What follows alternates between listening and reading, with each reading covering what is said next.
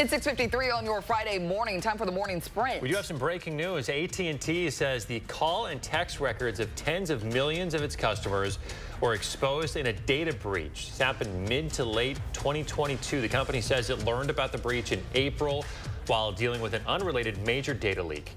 AT&T says it will notify current and former customers whose information was involved and give them resources to protect themselves. We're days away from the Republican National Convention in Milwaukee. The Milwaukee Journal-Sentinel is reporting U.S. Senate candidate Eric Hovde and Assembly Speaker Robin Vos will speak at some point. On Thursday, they'll formally nominate Donald Trump as the party's candidate, marking the first time a convicted felon takes on that role. We've got to finish this job because there's so much at stake.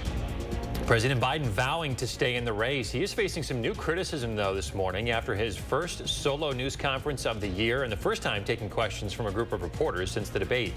4 Democratic sources tell CBS News they expect dozens of additional lawmakers to come forward and call on President Biden to bow out within the next 48 hours. A man is dead after a rollover crash near Willow earlier this week. It happened Sunday night near the intersection of State Highway 58 and Lost Hollow Road. There was only one person and one car involved, a 73-year-old man. The Richland County Sheriff is identifying him as Donald Hanko of Cazenovia. The man accused of murdering a 19-year-old from Milwaukee will be back in court today. 33-year-old Maxwell Anderson is charged with killing and mutilating Sade Robinson in April after they went on a date.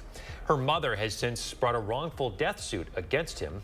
Anderson will be in court in Milwaukee County at 1:30 this afternoon. In a settlement with the federal government, Dollar General will pay $12 million in penalties and improve safety in its stores. Dozens of workers and customers have been killed at the company's stores over the past decade.